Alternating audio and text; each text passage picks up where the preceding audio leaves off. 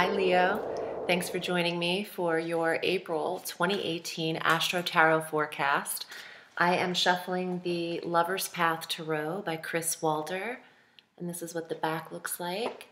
If you're new to the channel, welcome, and if you're not, thank you again for subscribing, for liking and supporting this channel, as well as my Instagram page and Facebook and Google+. And I'm just so grateful that you are here for this forecast because there's a lot going on in April and it's affecting the 6th house for you. And that is the house of health and work and routine. So we enter April coming out of a lovely blue full moon energy in Libra on March 31st. So some closure for your relationship in the sibling arena and some healing occurring there, and some closure to certain communication styles, and an awareness in how you are speaking to others. Going into April on the 2nd, this is a day that I'm suggesting you circle on the calendar because Mars will be conjunct Saturn exactly at 8 degrees in Capricorn. And this is a push and pull power struggle placement in the 6th house of health and well-being and work and routine and diet. So Mars wants you to move forward in this area and tend to all things health and work related. Saturn is limiting this area and maybe even restricting you in terms of diet and what you can eat, what you can participate in, how active Leo can be at this time. There's something going on this day for you specifically, and then also globally for everyone. This has to do with control and anger and war and aggressive energy and masculine energy because of these masculine planets involved.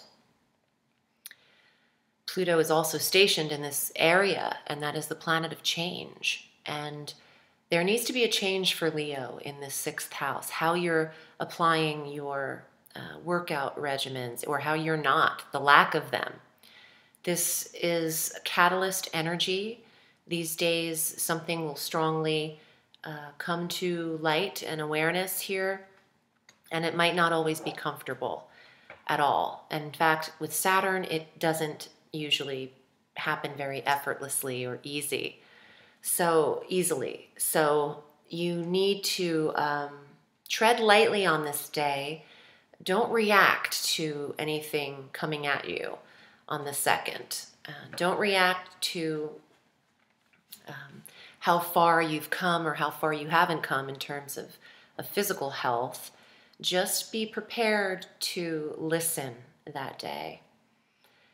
On the 7th, the moon crosses over these planets, and the 8th and the 9th as well in Capricorn. So there's an intuitive energy telling you what you need to do here in terms of this 6th house. And you should listen to these insightful messages. Again, on the 26th of April, these 3 planets are acting up again because Pluto will be retrograde in this sector of health and work, but exactly conjunct Mars at 21 degrees, and then conjunct Saturn. So it's a day where this is about leadership and deconstructing and rebuilding and change and taking action, but you should not personally take action in your life. It's a day of non-reactionary responses for things to work out smoothly. But overall, globally, I think on the 2nd and perhaps the 7th and the 26th, these will be days where we will know or hear something regarding the people in control of either our government or leadership somehow, deconstruction, destruction. Environmentally, this could be some kind of incident, earthquake type vibes. Uranus isn't directly in the mix with Capricorn, however, does sextile this energy. And I'm sorry, no, that's Jupiter. That's Jupiter in Scorpio and Pluto in Capricorn. Uranus is usually involved when it comes to earthquakes, but Pluto, Saturn, and Mars could create a very aggressive earthly dynamic.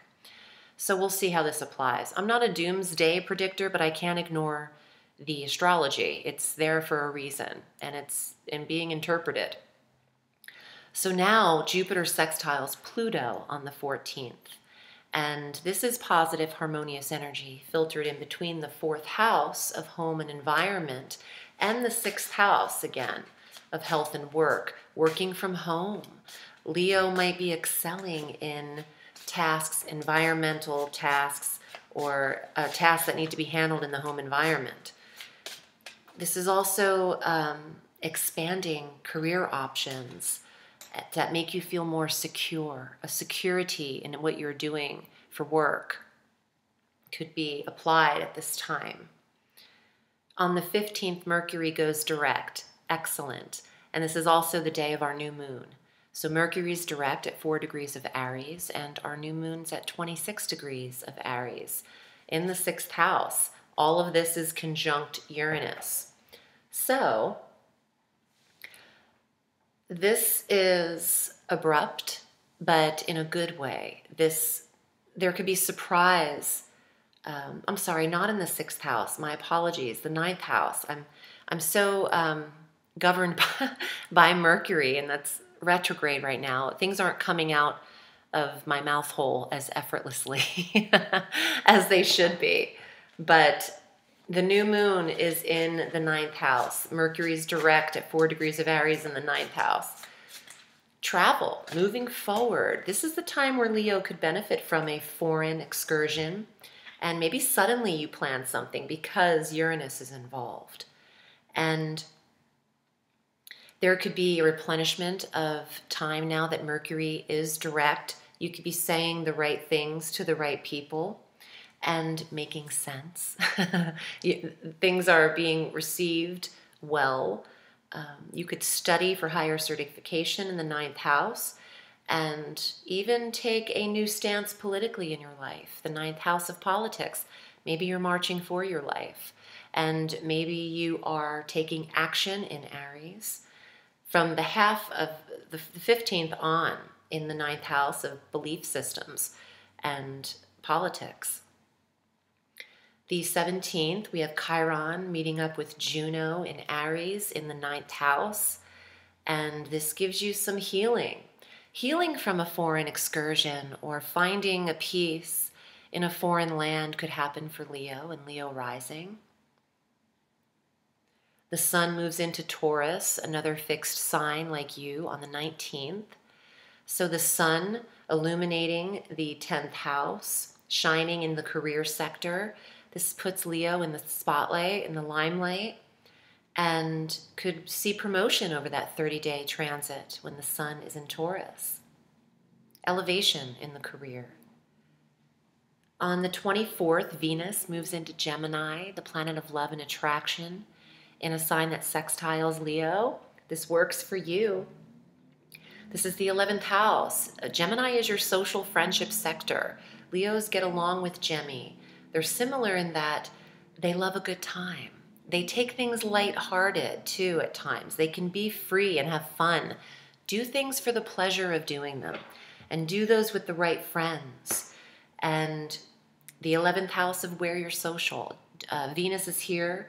You could also connect with online dating situations now. Tinder account might be blowing up in the 11th house when Venus is in the internet arena in the technology sector.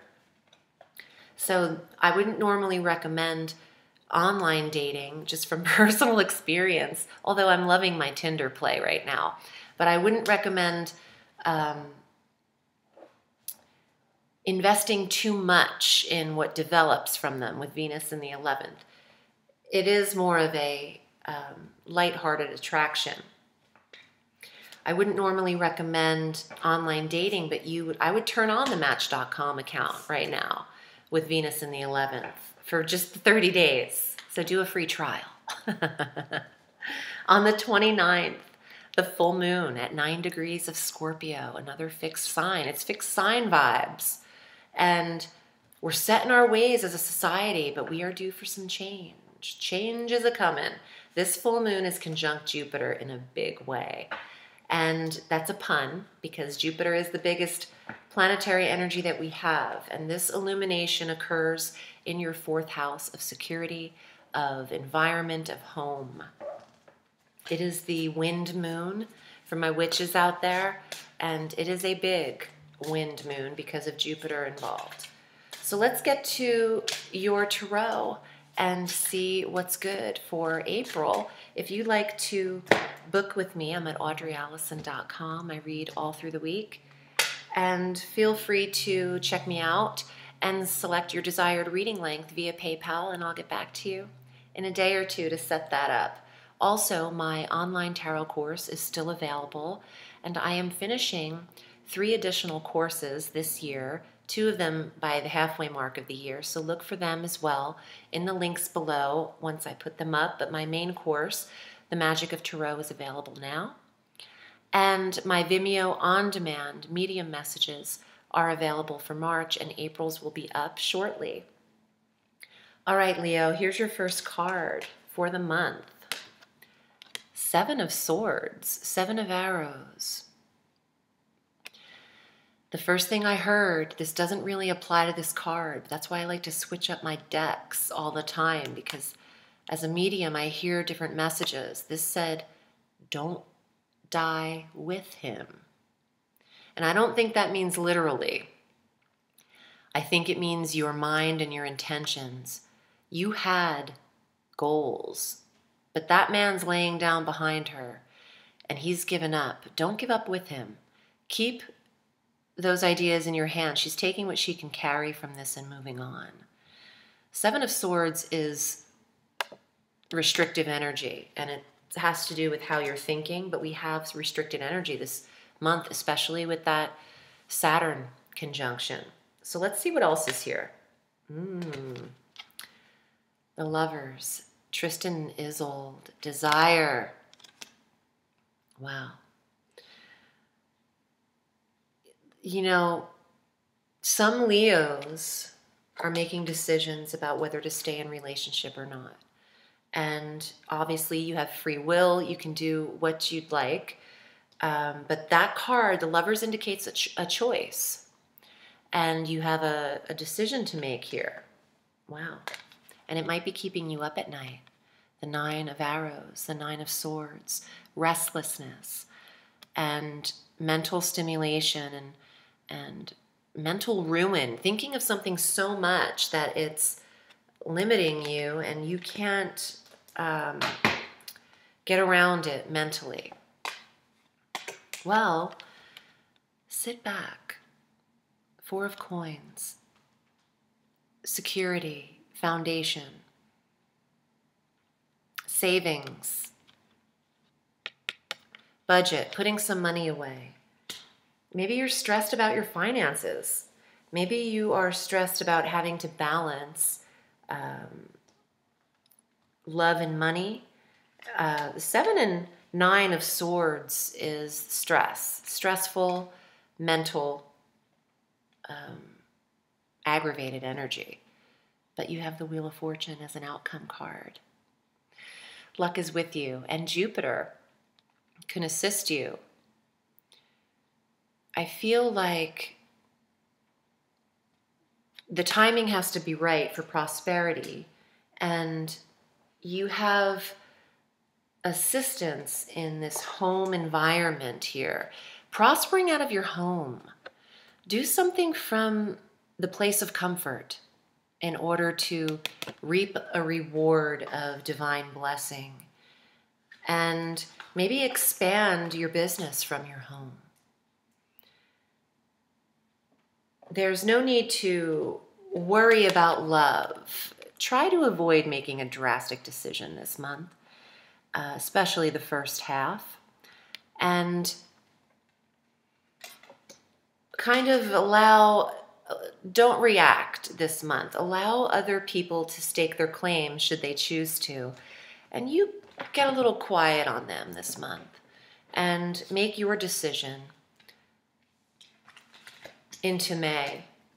Because I feel like there's abrupt energy at the top and the end of April. Right in the middle, you have a good dynamic. You might be going away, and you have some benevolent energy in the 9th house. But you need to restore this month. You need to protect your emotional energy, Leo. I hope this was helpful for you. I'm wishing you a beautiful, sweet spring and month of April. Remember, the sky is limitless, so reach for the stars.